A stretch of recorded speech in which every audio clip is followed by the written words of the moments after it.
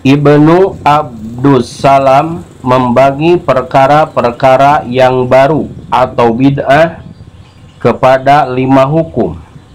Dia mengatakan bid'ah adalah melakukan apa-apa yang tidak diketahui pada masa Rasulullah Shallallahu Alaihi Wasallam. Bid'ah dibagi menjadi bid'ah yang wajib seperti mempelajari ilmu nahwu, ilmu-ilmu Al-Quran dan hadis, dan ilmu-ilmu lain yang dapat memahami syariat. Bid'ah yang diharamkan seperti madhab Qadariyah, Jabariyah, dan Mujassimah. Bid'ah yang mandubah atau disukai atau dianjurkan seperti membuat pondok-pondok pesantren, sekolah-sekolah, jembatan-jembatan, dan segala kebaikan yang tidak diketahui pada masa awal. Bid'ah yang dimakruhkan seperti menghias masjid-masjid dan memperindah mushaf-mushaf, dan bid'ah yang dibolehkan seperti bersalaman setelah sholat subuh dan asar, memperbanyak makanan, minuman, pakaian, dan lain-lain.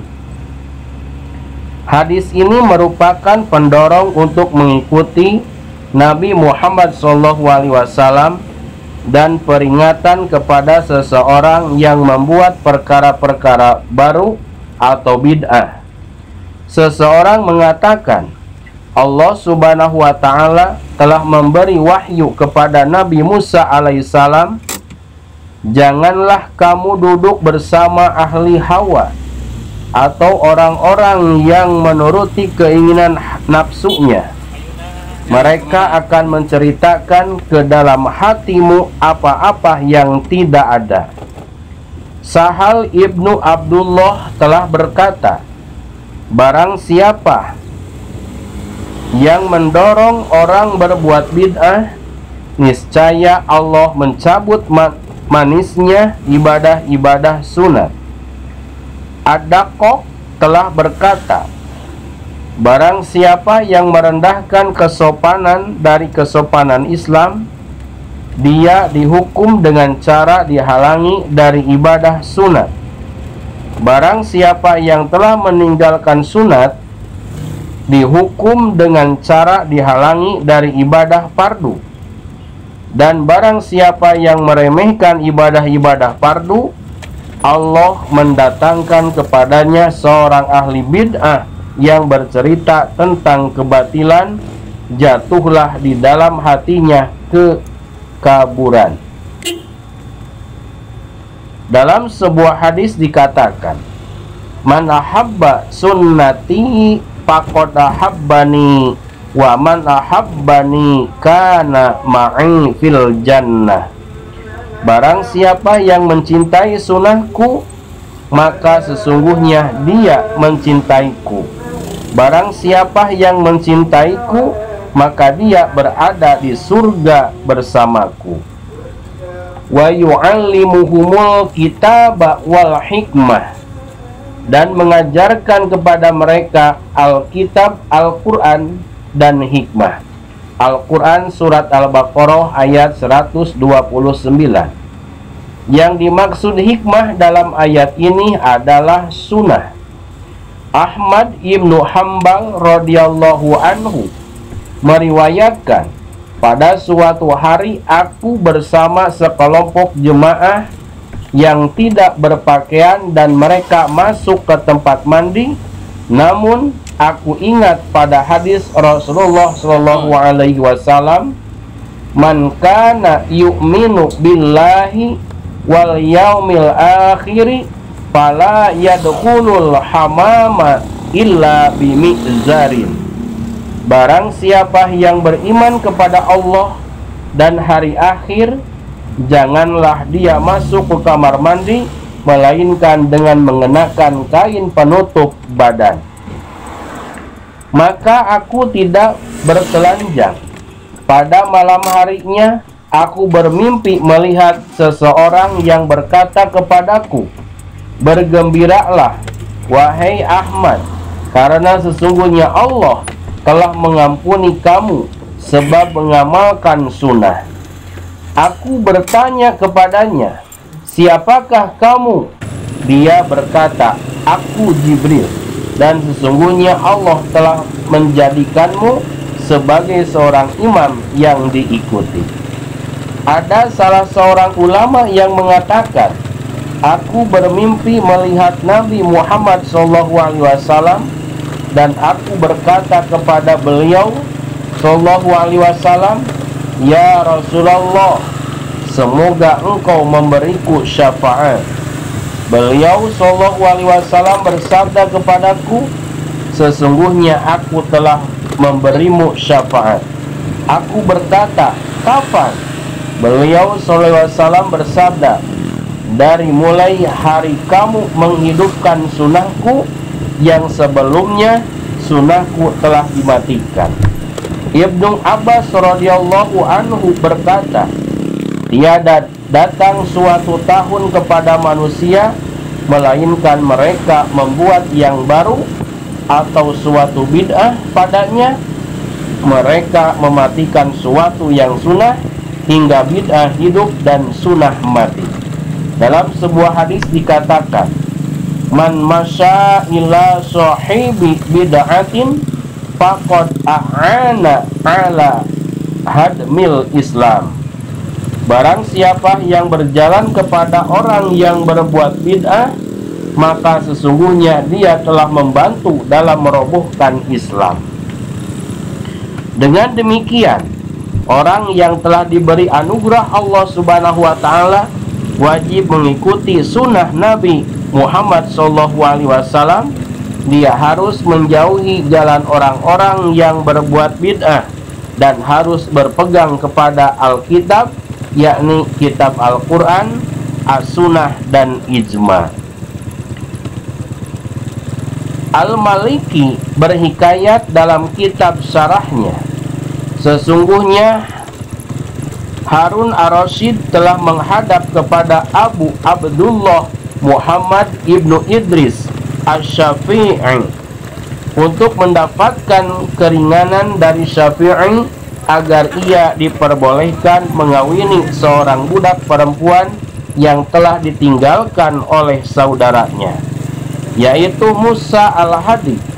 Saudaranya itu meminta kepada Harun untuk bersumpah tidak mendekati budak perempuan itu jika dia telah meraih kekhilafan. Lalu Harun bersumpah kepadanya dengan beberapa sumpah, di antaranya berjalan kaki ke Baitul Haram tanpa alas kaki.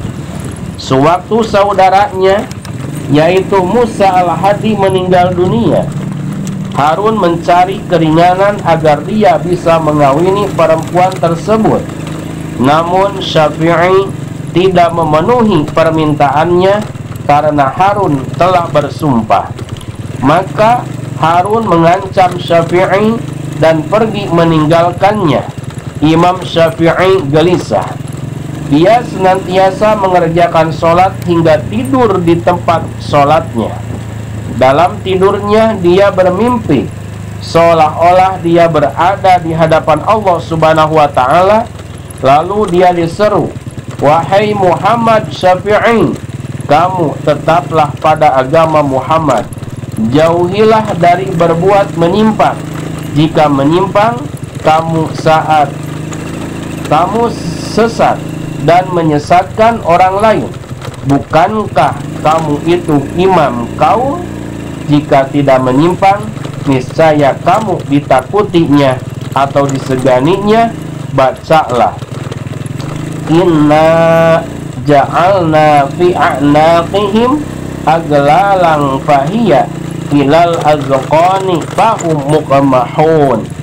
Sesungguhnya kami telah memasang belenggu di leher mereka, lalu tangan mereka diangkat ke dagu, maka karena itu mereka bertengadah. Al-Quran surat Yasin ayat 8. Imam Syafi'i berkata, lalu aku bangun dalam keadaan aku sedang membaca ayat tersebut. Pada waktu subuh, aku mengerjakan sholat subuh, kemudian aku merasa malas. Ketika itu ada seseorang yang berkata kepadaku, Harun ar-Rasyid memanggilmu agar menghadap kepadanya. Janganlah kamu takut selama kamu masih hidup, dan bacalah dalam dirimu atau dalam hatimu jika kamu berjalan kepadanya doa khaif, atau orang yang dalam keadaan takut. Maka sesungguhnya kamu tidak akan melihat darinya selain kebaikan. Kemudian aku bangkit dan mengucapkan, Allahumma inni ashku ilaika do'fa quwwati wa qillata hilati wa hawani 'alan nasi ya arhamar rahimin. Anta rabbu lil mustad'afina wa anta rabbi illa man taqilni a'ila aduwin ba'idin yatajahamuni am illa sadiq qaribi malak tahu amri in lam yakun laka alayya godobun fama ubali walakin afiyatuka awsa'uli a'udzu bi nuri wajhika allazi asyraqat bihi zulumatu wa salaha alaih amru dunya wal akhirati min ayyunazzila bi godobuka aw yahilla alayya sahtuka lakal hamdu hatta tardo wala haula wala quwata illa bika. Ya Allah, sesungguhnya aku mengadu kepada Engkau.